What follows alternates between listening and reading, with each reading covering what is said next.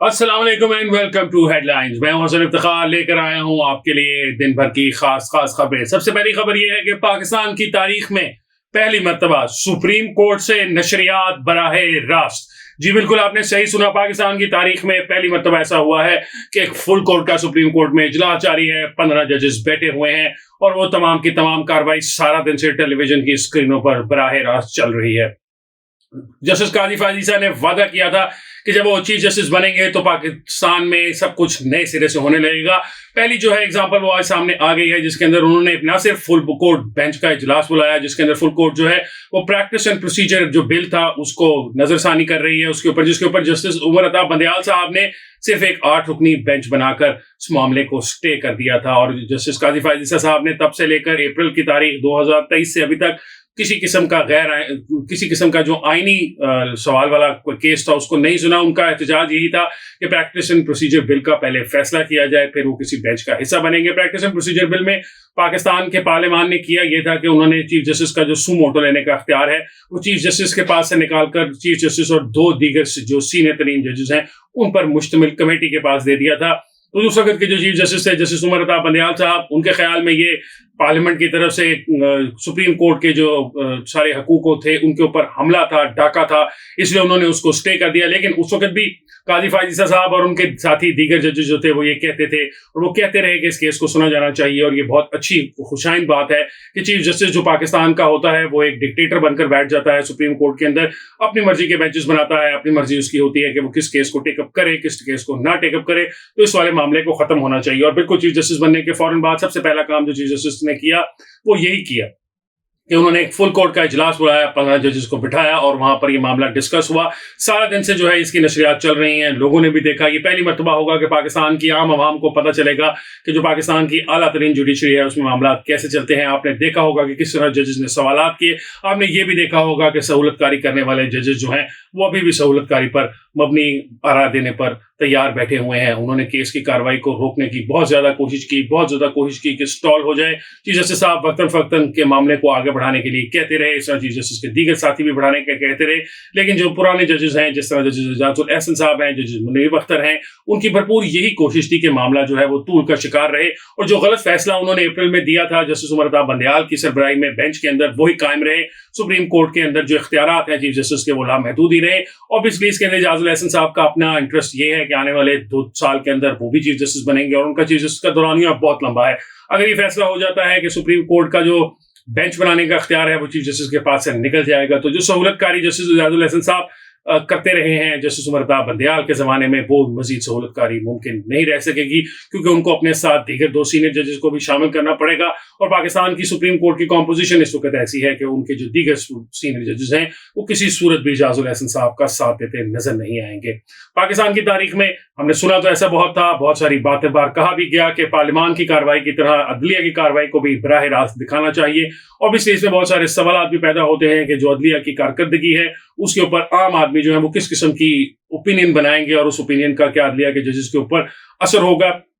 अगर जस्टिस मुनीब अख्तर साहब जो है वो ज्यादा टाइम लेते हैं और उनकी सोशल मीडिया पर वाह होना शुरू हो जाती है, तो क्या जस्टिस मुनीब अख्तर साहब मुस्तकबिल में भी ऐसी हरकतें ही करेंगे?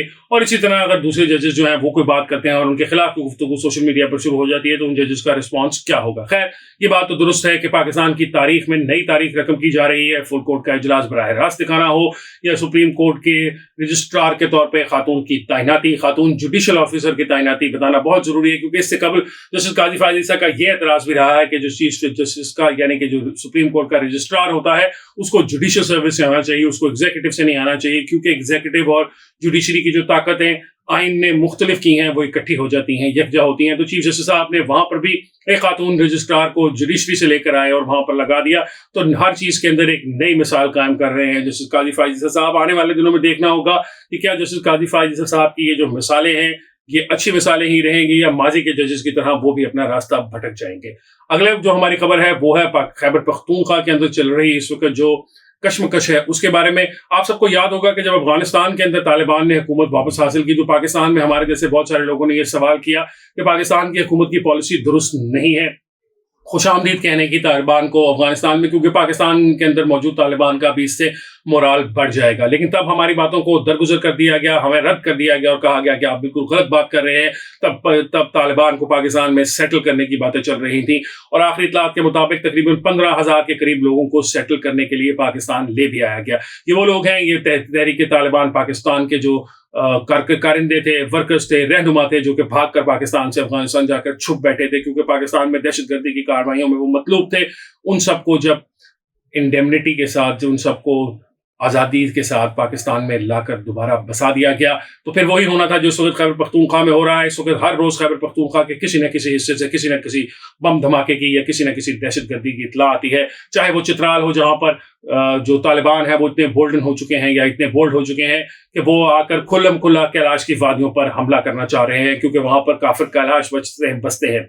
इसी तरह अगर आप दूसरी तरह देखें तो खैबर पख्तूनख्वा के मुख्तलिफ अजला के अंदर भी यही मामला चल रहे हैं। वही भत्ताखोरी दोबारा आ चुकी है जिससे हमने बड़ी मुश्किल से जान छुड़वाई थी। इस मामला के अंदर अब आप ये देखें कि पहले तो सिर्फ सेकुलर सियासी जमातें, ANP, पाकिस्तान पीपल्स पार्टी या इस तरह की जो जमातें थी वो इन दहशतगर्दों का निशाना बनती रही हैं, लेकिन इस बार तो JUIF को भी उन्होंने नहीं बख्शा। JUIF इस वक्त टारगेट के ऊपर है। मौलाना फजल रहमान आज से चंद रोज कबल लाहौर के अंदर सहाफियों से गुफ्तगू करते हुए ये बता चुके हैं कि आने वाले इलेक्शन के अंदर उनके लिए कैंपेन चलाना बहुत मुश्किल हो जाएगा, क्योंकि जो तालिबान आ चुके हैं वो बंदूक उठाकर खड़े हैं और वो मौलाना फजल रहमान का रास्ता रोकना चाहते हैं। अब सवाल यहाँ ये पैदा होता है कि इस पॉलिसी के जो तमाम लोग, जिन लोगों ने ये पॉलिसी बनाई थी इन लोगों को वापस लाकर बसाने की, वो लोग कहाँ हैं? क्या उनको कोई सजा दी जाएगी? हमने जो कुछ तमाम अच्छाइयां या जो कुछ हमने गेन किया था 2008 के बाद से दहशतगर्दी की जंग के अंदर, वो सब का सब लुटा दिया गया है। अब जो इन लोगों ने ये लुटाया है, क्या उनका एहतसाब होगा? क्या जनरल बाजवा साहब या जनरल बाजवा साहब का एहतसाब होगा? क्या जनरल फैज हमीद साहब का एहतसाब होगा? क्या इमरान खान साहब का एहतसाब होगा इस मामले पर कि उन्होंने किस तरीके से कौम को एतमाद में लिए बगैर, पार्लियामान को एतमाद में लिए बगैर, कौम के मुंतखब नुमाइंदों को एतमाद में लिए बगैर ये फैसले कर लिए?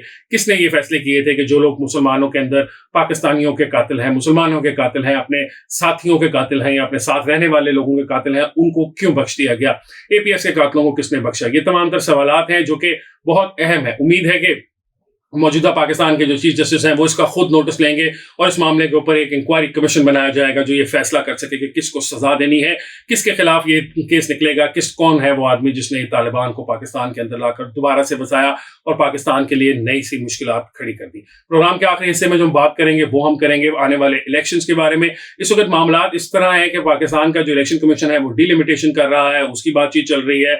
हम IMF के प्रोग्राम में भी हैं, दुनिया भर से हम पैसे मांग रहे हैं, लेकिन हमारी इकॉनमी फिर भी नहीं चल रही। ऐसे सूरत में कि जब इलेक्शन सर के ऊपर खड़े हैं, डेट का अनाउंस ना होना बहुत सारे इब्हामों को जन्म दे रहा है। अब सवाल ये पैदा होता है कि इसमें कसूरवार कौन है? क्या पाकिस्तान की जो पिछली हुकूमत थी, PDM की हुकूमत जिसको शहबाज शरीफ साहब लीड कर रहे थे, क्या ये उनका कसूर है कि उन्होंने जाते जाते बिल्कुल आखिरी दिनों में एक ऐसा कानून पास करके डिलिमिटेशन वाले CCI की मीटिंग बुलाकर वहां से पास करा दिया, जिसके बाद इलेक्शन का डिले होना तो होना ही होना था, लाजमी था? या इसके अंदर पाकिस्तान के इलेक्शन कमीशन का भी कोई रोल है जो कि अभी तक अपनी जिम्मेदारी पूरी नहीं कर पा रहा? उसने इलेक्शन कराने थे, 90 दिन के अंदर इलेक्शन होने थे, आइन इसके मामले में बड़ा क्लियर है, तो क्या इसके अंदर जिम्मेदारी किसके सर पर आयद होती है? इस सब के अंदर पाकिस्तान के माशी बहरान के साथ साथ जब हम बात करते हैं इलेक्शन कमीशन को ऑब्वियसली अरबों रुपए दरकार होंगे इलेक्शन कराने के लिए, वहीं पर यह सवाल भी पैदा होता है कि पाकिस्तान के जो सरकारी इदारे हैं, पाकिस्तान की गवर्नमेंट ओन्ड एंटिटीज जो हैं, चाहे वो PIA हो, पाकिस्तान स्टील मिल हो और दीगर इस तरह के इदारे जो हैं, वो जो नुकसान और खसारा बर्दाश्त कर रहे हैं, उसका जिम्मेदार कौन होगा? आज की खबर है कि